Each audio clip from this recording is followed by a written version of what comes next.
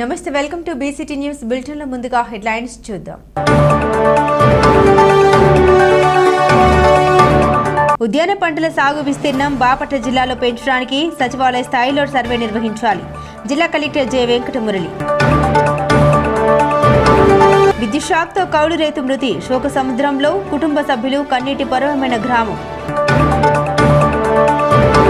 కృష్ణా ఉమ్మడి గుంటూరు జిల్లాల పట్టభద్రులు ఎమ్మెల్సీ ఎన్నికల్లో కూటమి అభ్యర్థి అలపాటి రాజేంద్ర ప్రసాద్ను అత్యధిక మెజారిటీతో గెలిపించాలి. జనసేన పార్టీ బాపట్ల నియోజకవర్గ ఇన్ఛార్జ్ నామన వెంకట శివన్నారాయణ.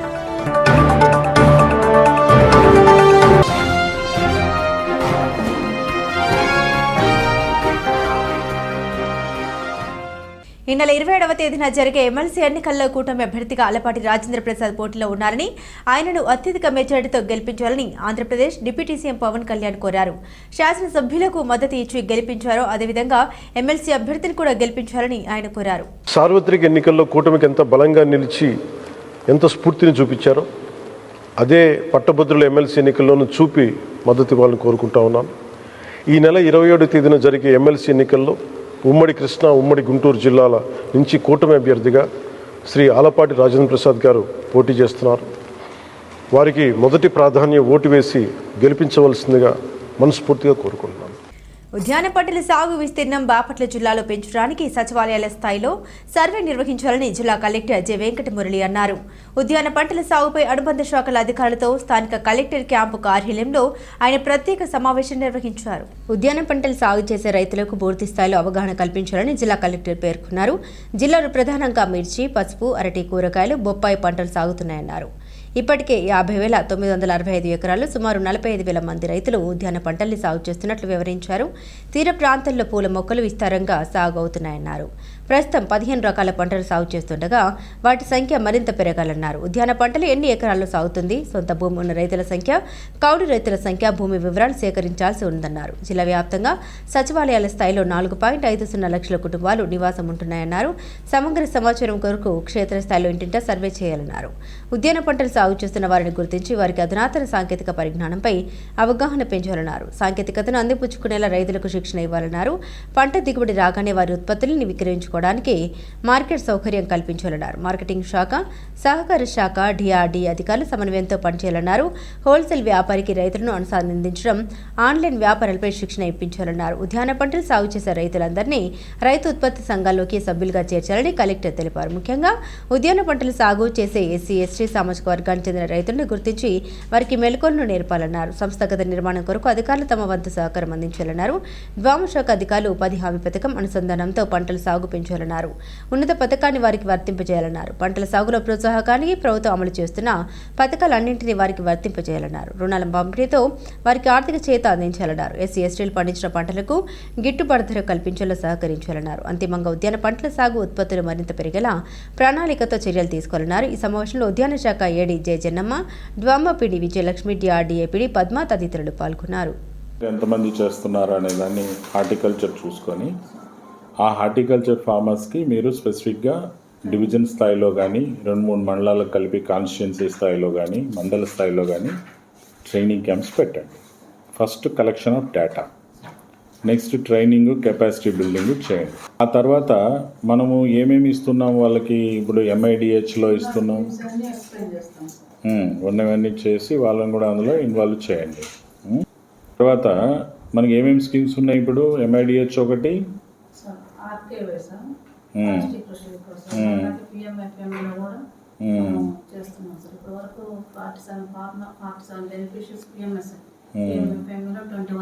ఇప్పుడు మార్కెట్ లింకేజ్కి ఏం చేస్తున్నారు మీరు?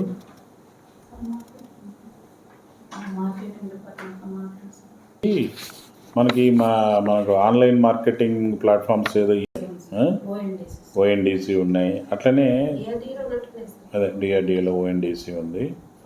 వన్ నేషన్ ఏంటది, ఆన్లైన్ డిజిటల్ కామర్స్, కామర్స్ లేదు. వాళ్ళందరినీ కనెక్ట్ చేస్తే మార్కెటింగ్ డిపార్ట్మెంటు, కోఆపరేటివ్ డిపార్ట్మెంటు, మీరు ముగ్గురు కలిసి చేయండి మార్కెటింగ్ విషయంలో. డిఆర్డీఏ కూడా, డిఆర్డీఏ, మార్కెటింగు, కోఆపరేటివ్ కలిపి చేయండి. చేసి ఎలా కనెక్షన్ చేయాలి. మనం మీడియేటర్ అనేవాడు లేకుండా ప్రొడ్యూసర్ని కస్టమర్ని కన్జ్యూమర్ని కనెక్ట్ చేసే విధంగా. కన్జ్యూమర్ అంటే కనెక్ట్ చేయలేరు, అట్లీస్ట్ బయర్స్ని మీడియేటర్ లేకుండా డైరెక్ట్గా ఆ స్కీమ్స్ మీద అంతా అవేర్నెస్ ఇవ్వడం, కెపాసిటీ బిల్డింగ్ చేయటం, ఇవన్నీ చేయడం. మూడోది చేయాల్సింది మనకు ఆ స్కీమ్స్ అన్నిటిని వాళ్ళకి అప్లై చేయటం, ఇంప్లిమెంట్ చేయటం. నాలుగోది చేయాల్సింది డిఆర్డిఏ వాళ్ళు ఫైనాన్షియల్ అసిస్టెన్స్ చేయటం.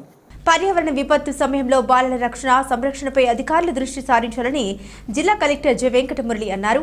పర్యావరణ విపత్తు సమయాల్లో బాలల సంరక్షణ గురించి తీసుకోవాల్సిన చర్యలపై స్థానిక కలెక్టర్ క్యాంపు కార్యాలయంలో ఆయన సమావేశం నిర్వహించారు. బాలలు స్వేచ్ఛగా జీవించే హక్కు కల్పించడం కొరకు అనేక చట్టాలు ఉన్నాయని కలెక్టర్ పేర్కొన్నారు. చట్టాల అమల్లో అధికారులు నిర్లిప్తంగా ఉండరాదని సూచించారు. 18 సంవత్సరాలలోపు బాలల సంరక్షణకు ప్రాథమికంగా తీసుకోవాల్సిన అంశాలపై అవగాహన శిక్షణ కార్యక్రమాలు ఉంటాయన్నారు. అధికారులు అవగాహన పొందినప్పుడే క్షేత్రస్థాయిలో చట్టాన్ని సమర్థవంతంగా అమలు చేయవచ్చన్నారు. విపత్తుల సమయంలో బాలబాలికలు, మహిళల ప్రాణ నష్టం జరగకుండా చూడాల్సిన బాధ్యత ఐసీపీఎస్దేనన్నారు. బాలల మానసిక స్థైర్యాన్ని కోల్పోకుండా అవగాహన కల్పించడానికి ప్రభుత్వం కృషి చేస్తోందన్నారు. అలాగే విపత్తు సమయాల్లో మహిళల్ని సంరక్షించడం మహిళా శిశు సంక్షేమ శాఖ అధికారులపై ఉందన్నారు. ముఖ్యంగా ప్రాణ నష్టం జరగకుండా తీసుకోవాల్సిన అంశాలపై శిక్షణ ఉంటుందన్నారు. ఐసీపీఎస్ సిబ్బంది చిత్తశుద్ధితో పనిచేయాలన్నారు. ప్రధానమంత్రి కిసాన్ బీమాలో రైతుల పేర్లను నమోదు చేయించాలని కలెక్టర్ తెలిపారు. తదుపరి వ్యవసాయ శాఖ అధికారులతో ఆయన ప్రత్యేకంగా సమావేశం నిర్వహించారు. జిల్లాలో 1.38 లక్షల మంది రైతుల్ని నమోదు చేయించాలని లక్ష్యం కాగా ప్రస్తుతం 1.18 లక్షల మంది రైతుల పేర్లను మాత్రమే చేర్చడం ఏమిటని ప్రశ్నించారు. మిగిలిన రైతులకు అవగాహన కల్పించాలన్నారు. రైతు సేవా కేంద్రాల్లో నమోదు ప్రక్రియ జరుగుతుందన్నారు. క్షేత్రస్థాయిలో రైతులను చైతన్యపరచడంతో పాటు సభ్యత్వ నమోదు వేగంగా పూర్తి అయ్యేలా వ్యవసాయ శాఖ, రెవెన్యూ శాఖల అధికారులు చర్యలు తీసుకోవాలన్నారు. రైతు సేవా కేంద్రాల్లో సిబ్బంది సహకారం తప్పనిసరిగా ఉండేలా పర్యవేక్షణ చేయాలన్నారు. ఈ సమావేశంలో ఐసీపీఎస్డీ సిపిఓ పురుషోత్తం, వ్యవసాయ శాఖ అధికారి రామకృష్ణ తదితరులు పాల్గొన్నారు. ఇలాంటి పరిస్థితుల్లో వాళ్ళకి మానసిక కౌన్సిలింగ్ అనేది ఒకటి ఇవ్వాలి సార్. తర్వాత వాళ్ళని సేఫ్ అండ్ సెక్యూర్ ప్లేస్లో పెట్టాలి, రిహాబిలిటేషన్ చేయాలి సార్. ఇప్పుడు మనకి సైక్లోన్ అనేది ఫ్రీక్వెంట్గా ఉంటుంది మన జిల్లాలో, ఫ్లడ్స్ ఫ్రీక్వెంట్. ఆ 2 టైంలలో మీరు డిస్ట్రిక్ట్ అడ్మినిస్ట్రేషన్కి మీరు నేర్చుకున్నారు, ఏం హెల్ప్ చేయగలుగుతారు? మీరు మీ కంట్రిబ్యూషన్ ఏం చేయగలుగుతారు సార్? మేము లైఫ్ కోఆర్డినేషన్ చేసుకొని ఎవరైతే వనరబుల్ చిల్డ్రన్గా, వనరబుల్ మహిళలుగా కానీ గుర్తించబడతారో వాళ్ళకి రిహాబిలిటేషన్ చేస్తూ ప్లస్ వాళ్ళకి మహిళల్ని కూడా మీరు చూసుకుంటారు. కాకతీయులు, చోళ రాజుల నాటి అభయ శాసనాల భద్రత కొరకు మోటుపల్లిని పర్యాటక రంగంగా అభివృద్ధి చేస్తామని జిల్లా కలెక్టర్ జె వెంకటమురళి అన్నారు. మోటుపల్లిలోని వీరభద్రేశ్వర స్వామి దేవస్థానం అభివృద్ధిపై సంబంధిత అధికారులు, ఎన్జీఓలతో స్థానిక కలెక్టర్ క్యాంపు కార్యాలయంలో ఆయన సమావేశం నిర్వహించారు. కాకతీయ గణపతి దేవుని అభయశాసనం, అన్న పోతారెడ్డి అభయశాసనం, ప్రౌఢ దేవరాయల అభయశాసనాల్ని భద్రపరుస్తామని కలెక్టర్ పేర్కొన్నారు.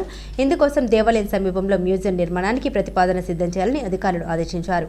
ఆ ప్రాంతంలో శ్రీకృష్ణ దేవరాయలకు ముందు కొండవీటి రాజుల శాసనాలు, కాకతీయుల నాటి శాసనాలు వెలుగులోకి వచ్చాయన్నారు. తవ్వకాల్లో 13 చారిత్రాత్మక పంచలోహ విగ్రహాలు లభ్యం కాగా వాటిని విజయవాడ, హైదరాబాద్లోని నాంపల్లి స్టేట్ మ్యూజియంలో భద్రపరిచే విషయాలను ఆయన వివరించారు. వాటిని తప్పించేందుకు చర్యలు తీసుకుంటామన్నారు. అలాగే విజయవాడలోని బాపు మ్యూజియంలో భద్రపరిచిన వీరభద్రస్వామి విగ్రహాన్ని మోటుపల్లికి తెప్పిస్తామన్నారు. మోటుపల్లి దేవస్థానంలో తమిళనాడు సంస్కృతంలో లిఖితమైన అభయ శాసనాన్ని తెలుగులోకి అనువాదించి రాళ్లపై చెక్కిస్తామని కలెక్టర్ అన్నారు.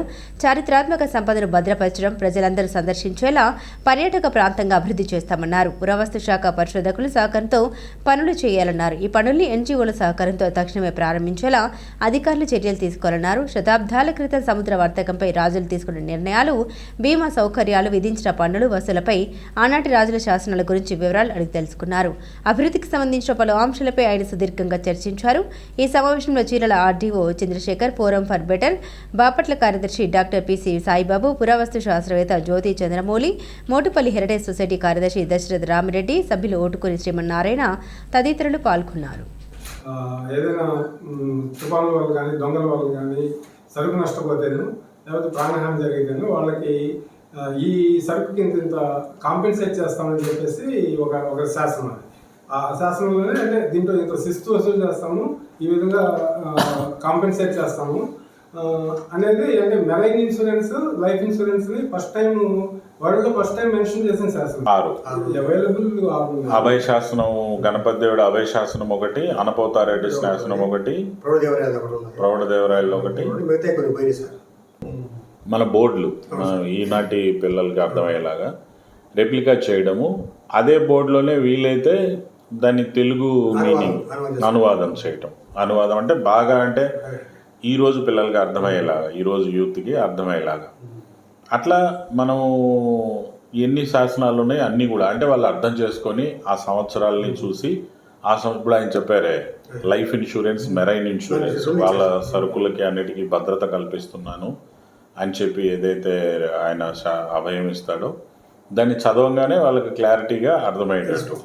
అంటే ఇక్కడ పలానా శతాబ్దంలో ఇక్కడ సముద్ర వర్తకం పెద్ద ఎత్తున జరిగింది.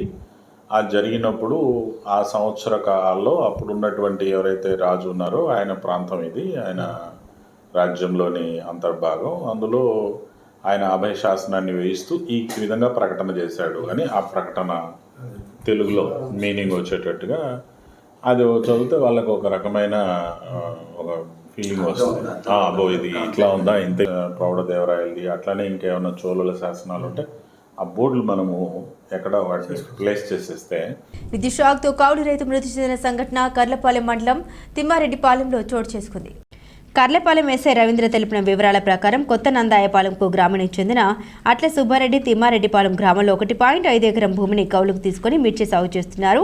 ఈ నేపథ్యంలోని మిరప తోటలో కూలీలు కలుపు తీస్తుండగా సుబ్బారెడ్డి సమీపంలోని ఓ హోటల్లో టిఫిన్ చేసేందుకు వెళ్లి చేతులు కడుక్కుంటుండగా అక్కడ ఉన్న విద్యుత్ ట్రాన్స్ఫార్మర్ ఎర్త్వేర్ తగలడంతో విద్యుత్ ఘాతానికి గురై మృతి చెందడాన్ని తెలిపారు. మృతునికి భార్య, 2 పిల్లలు ఉన్నారు. భార్య యమున ఇచ్చిన ఫిర్యాదు మేరకు కేసు నమోదు చేసి దర్యాప్తు చేస్తున్నట్లు ఎస్ఐ రవీంద్ర తెలిపారు. గ్రాడ్యుయేట్ ఎమ్మెల్సీ ఎన్నికల్లో అలపాటి రాజేంద్ర ప్రసాద్కు ఘన విజయం తథ్యమని టీడీపీ దళిత గిరిజన రాష్ట్ర నేతలు కొర్రపాటి సురేష్, తిరువీధుల శంకర్ ప్రసాద్లు అన్నారు. పెదకాకాని మండలం టీడీపీ కార్యాలయంలో జరిగిన విలేకరుల సమావేశంలో తెలుగుదేశం పార్టీ రాష్ట్ర నాయకులు మాల మహానాడు రాష్ట్ర కన్వీనర్ కొర్రపాటి సురేష్, యానది హక్కుల పోరాట సమితి రాష్ట్ర అధ్యక్షుడు తిరువీధుల శంకర్ ప్రసాద్, పొన్నూరు నియోజకవర్గ ఎస్ఎస్ఎల్ అధికార ప్రతినిధి ఆత్మకూరి వెంకటేశ్వర్లు మాట్లాడారు. ఈ నెల 27వ తేదీన జరగబోయే గ్రాడ్యుయేట్ ఎమ్మెల్సీ ఎన్నికల్లో టీడీపీ, జనసేన, బీజేపీ కూటమి బలపరిచిన అభ్యర్థి అలపాటి రాజేంద్ర ప్రసాద్ని అత్యధిక మెజారిటీతో గెలిపించాలన్నారు. ఎస్సీ, ఎస్టీ, బీసీ, మైనార్టీ ప్రజలకు అందుబాటులో ఉంటూ వారి అభివృద్ధిని కాంక్షించే వ్యక్తి మాజీ మంత్రి అలపాటి రాజేంద్ర ప్రసాద్ అని కొనియాడారు. ఈ కార్యక్రమంలో మండల టీడీపీ నేతలు కోలడపు మాణిక్యారావు, తెలుగు యువత నాయకులు దాసరి నరసింహ, గంజి రవితేజ, పంపా నూతన్ పాల్ తదితరులు పాల్గొన్నారు. అలపాటి రాజేంద్ర ప్రసాద్ గారు ఎమ్మెల్సీగా పోటీ చేసిన సందర్భంగా మేము గుంటూరు పార్లమెంట్ మొత్తం తిరుగుతూ ఉన్నాం. దానిలో భాగంగా ఈరోజు కాకాని రావడం జరిగింది. ఆయన మాజీ మినిస్టర్ గాను ఆయన ఎన్నో సేవలు చేస్తున్నాడు. గతంలో కూడా అన్ని చోట్ల ఎస్సీ, ఎస్టీ, బీసీ సంబంధించిన అందరితో చక్క సంబంధాలు ఉన్నాయి. విద్యావేత్త కాబట్టి ఆయనకి రాబోయే ఈ నెల 27వ తారీఖున జరగబోయే ఎమ్మెల్సీ ఎలక్షన్లో అందరూ గ్రాడ్యుయేట్ ఓటేసి గెలిపించవలసిన ప్రార్థిస్తూ ఈరోజు కాకాని నియోజకవర్గం రావడం జరిగింది. అమరావతి తుళ్లూరు మండలం తాళ్ళైపాలెం గ్రామంలోని శైవ క్షేత్రంలో శివరాత్రి వేడుకలను బుధవారం ఉదయం ఆత్మీయతతో అభిషేకాలు, ప్రత్యేక పూజలు మరియు సాయంత్రం కృష్ణానదికి పంచహారతులు, శివ పార్వతుల కళ్యాణం, గురువారం రథోత్సవం మరియు పార్థివ లింగాలకు కృష్ణానదిలో అభిషేకాలు జరగనున్నాయని శైవ క్షేత్ర పీఠాధిపతి శివస్వామి తెలిపారు. శ్రీ శైవ క్షేత్రం మహాశివరాత్రి వార్షిక బ్రహ్మోత్సవాలు పాంచాన దీక్షగా అత్యంత వైభవపేతంగా జరుగుతున్నాయి. మహాశివరాత్రి పర్వదినం రోజున విశేషంగా కృతయుగం రసలింగానికి, త్రేతాయుగం రత్నలింగానికి, ద్వాపరయుగం స్ఫటికలింగానికి, కలియుగం పంచలోకేశ్వర స్వామి వారికి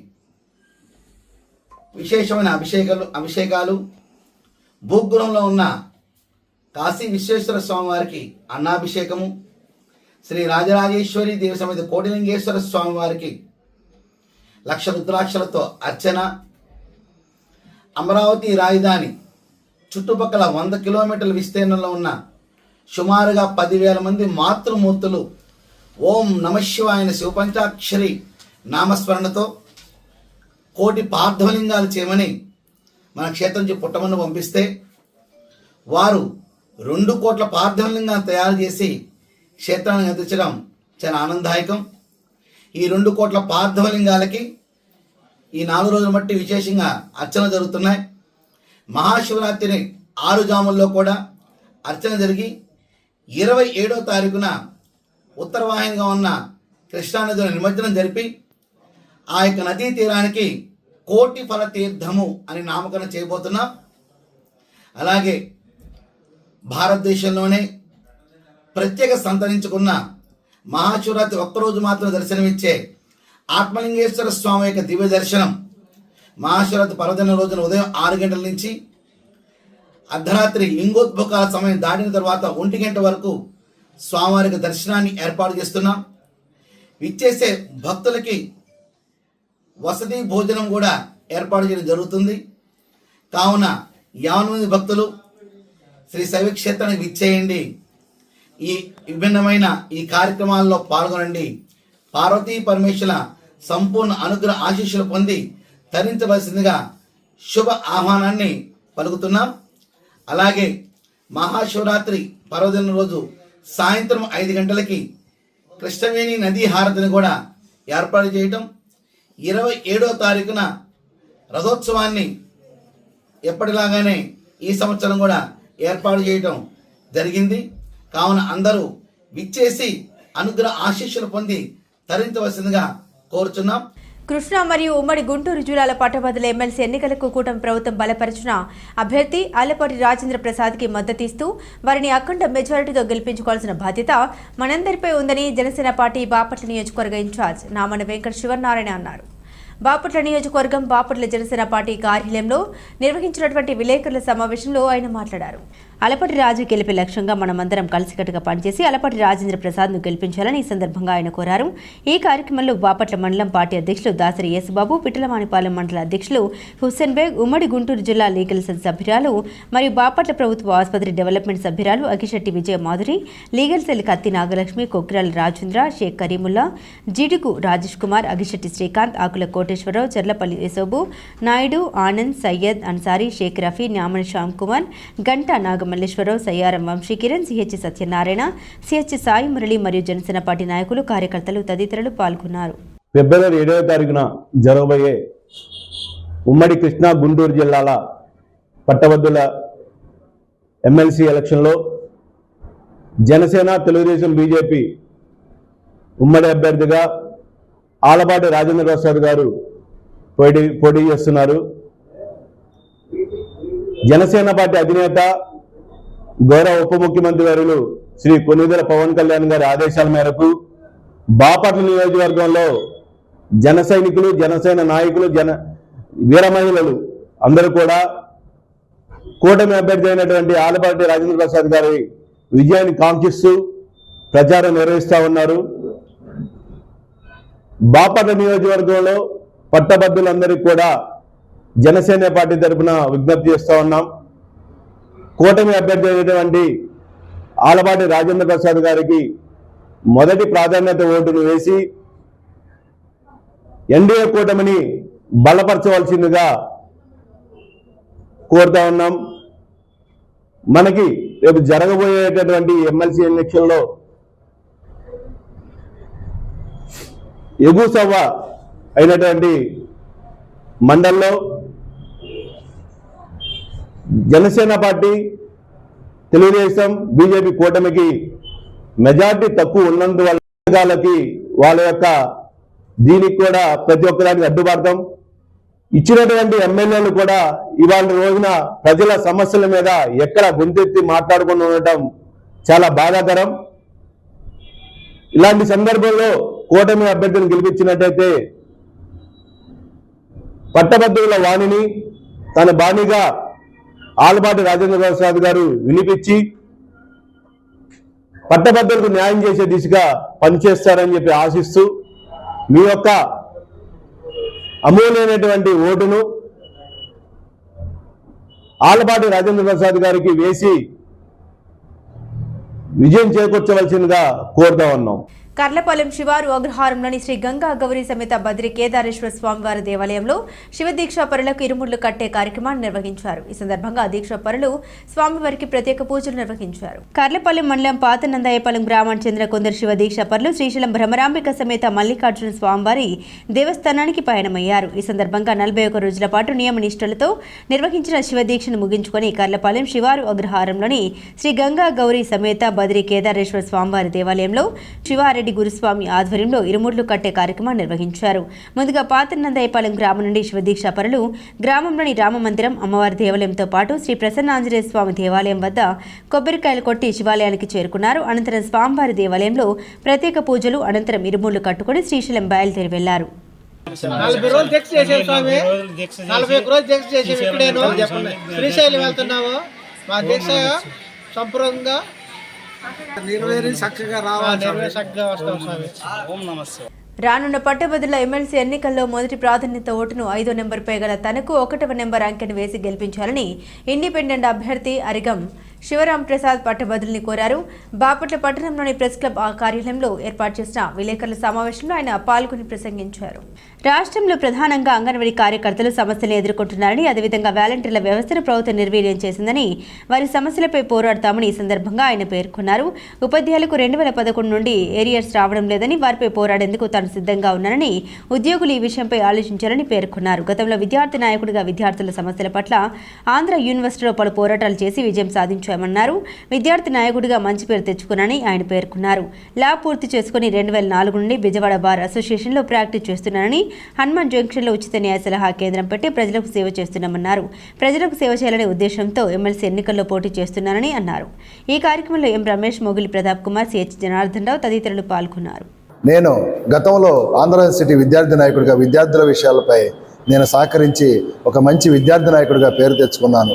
అదేవిధంగా గత 20 సంవత్సరాల నుంచి న్యాయవాద వృత్తిలో ఉంటూ విజయవాడ బార్స్ నందు సేవ చేస్తున్నాను. అదేవిధంగా హనుమాన్ జంక్షన్లో న్యాయవాద వృత్తి పెట్టి ఉచిత న్యాయ సలహా కేంద్రాన్ని అక్కడ కూడా నిర్వహిస్తున్నాను.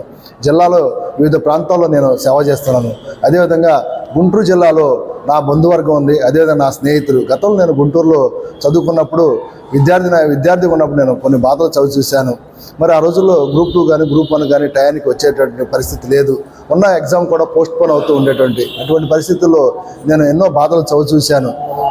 అప్పుడు నుంచి నేను ఆలోచిస్తున్నాను, సమాజంకి సేవ చేయాలని తలంపుతో నేను మీ ముందుకు వచ్చాను.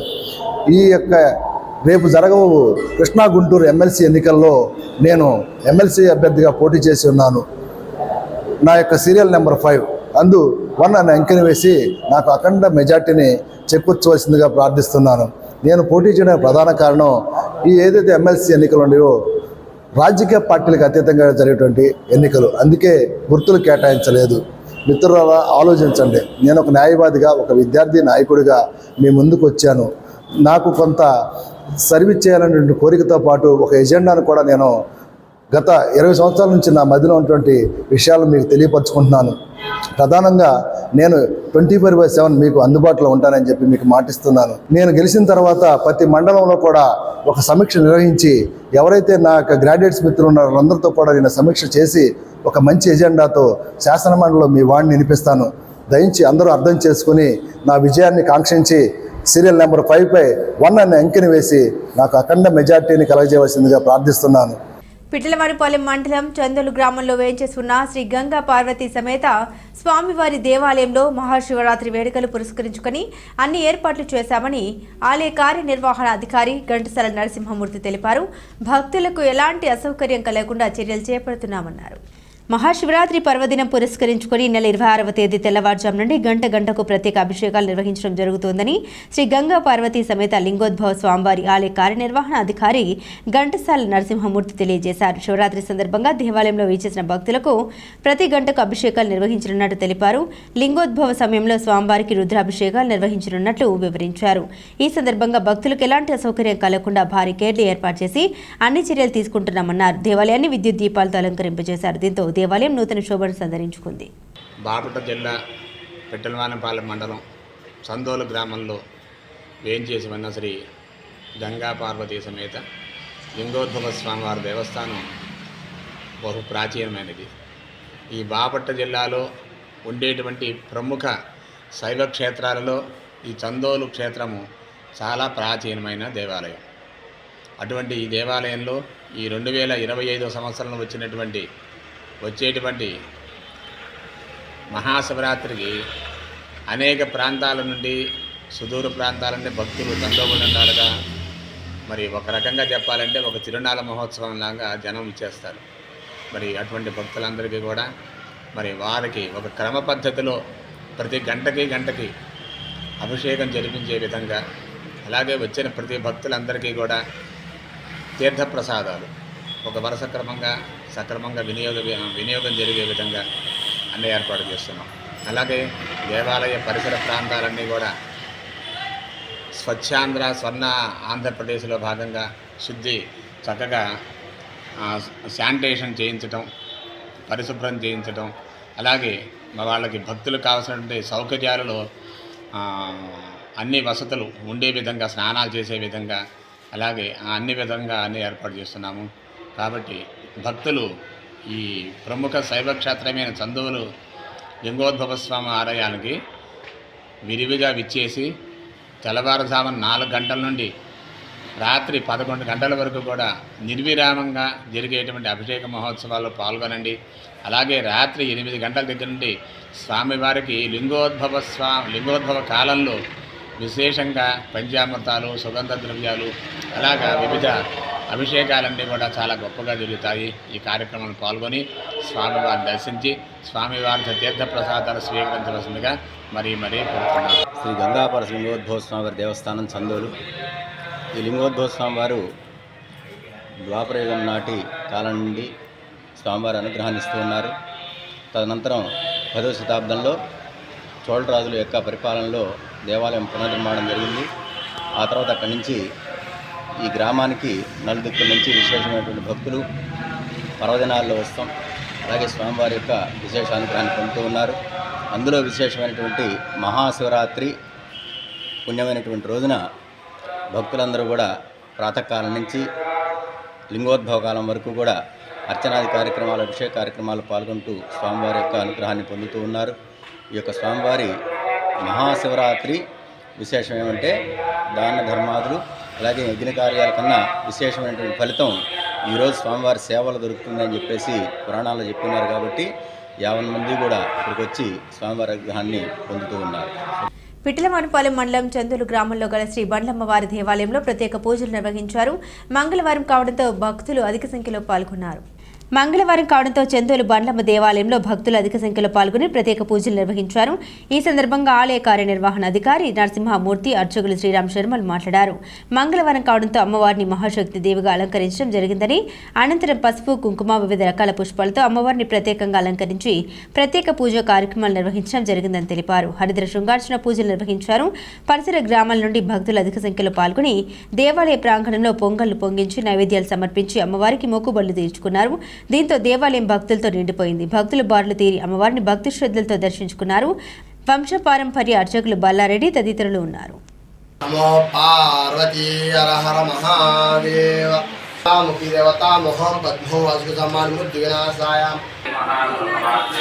శ్రీ బగలాముఖి అమ్మవారి దేవస్థానంలో ఈరోజు మంగళవారం సందర్భముగా వివాహం కాని చిరంజీవులందరూ కూడా వచ్చి ఆడపిల్లలు ముఖ్యంగా హరిద్ర శృంగార్చన అనేటువంటి పూజా కార్యక్రమంలో పాల్గొనడం జరిగింది.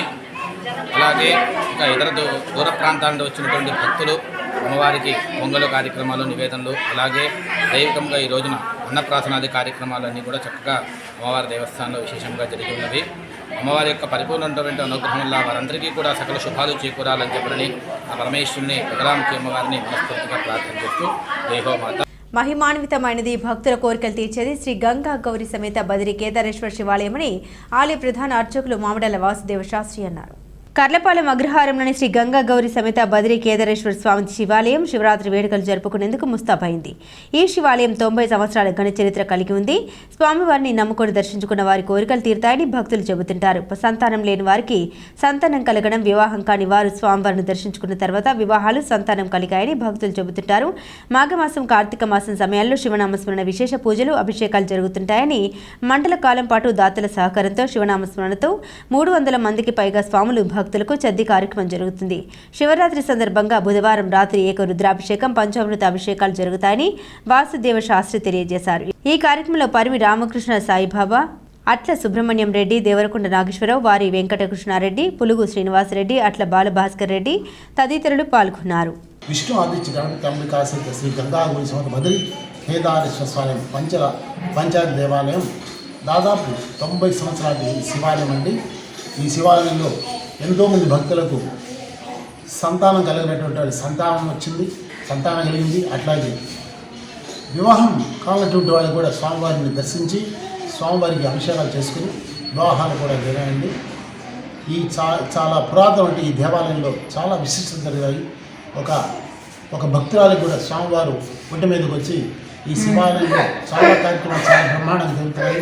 అట్లాగే కార్తీక మాసంలో మాఘమాసంలో శివభక్తులు దాదాపు 300 మంది జపమాలు వేసుకొని స్వామి ఘోషతో ఓం నమ శివాయ, ఓం నమ శివాయ, ఓం నమ శివాయను ప్రతిధ్వనిస్తున్నటువంటి ఈ నామ సంకీర్తనతో, విశేష అభిషేకాలతో, విశేష పూజలతో ఎంతో ఘనంగా ఈ యొక్క శివమాల ధరించి స్వామి భక్తులందరూ జరుగుతున్నారు. ప్రతినిత్యం ఇక్కడ దాదాపు 300 మందికి నిత్య అన్నదానం జరుగుతుంది. కొంతమంది దాతలు ఇస్తున్నారు, కొంతమంది భక్తులు కూడా ఈ అన్నదాన కార్యక్రమానికి సహాయ సహకారాలు అందిస్తున్నారు. అట్లాగే కార్తీక మాసంలో ప్రతిరోజు నిత్యాభిషేకం జరుగుతుంది. దాదాపు 250-300 మంది భక్తులు నిత్యం అభిషేకం చేయించుకుంటారండి. ఈ శివాలయం చాలా పురాతనమైనటువంటి ఎంతో భక్తులకి ఆయన అనుగ్రహంతో సంతానము, వివాహము మొదలైనటువంటి జరిగినాయండి. ప్రాతకాలం ఉదయం 5:30 గంటలకు అభిషేకాలు ప్రారంభించబోతున్నాము. అట్లాగే రేపు రాత్రి లింగోద్భవ కాలం రాత్రి 12 గంటలకు మహన్యాసపూర్వక ఏకాదశి రుద్రాభిషేకం జరుగుతుంది. ఈ రుద్రాభిషేకంలో పాలు, పెరుగు, తేనె, చక్కెర, పండ్ల రసాలు, చెరుకు రసం, కొబ్బరి నీళ్ళతో విశేష అభిషేకాలు, తదుపరి అన్నాభిషేకం కూడా నిర్వహిస్తాం. తదుపరి భస్మాభిషేకం, గంధాభిషేకం, ఈ అభిషేకాలు జరుగుతాయి.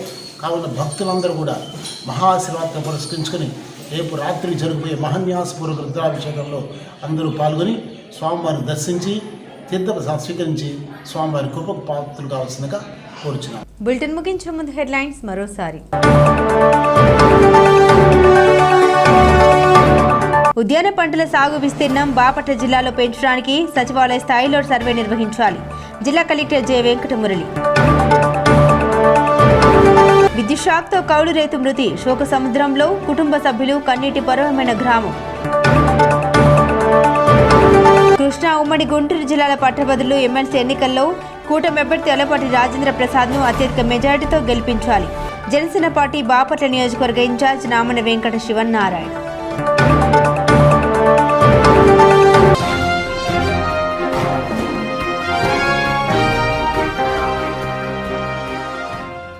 ఇవి బులెటిన్ అప్డేట్స్. మరిన్ని అప్డేట్స్ కోసం చూస్తూనే ఉండండి BCT న్యూస్.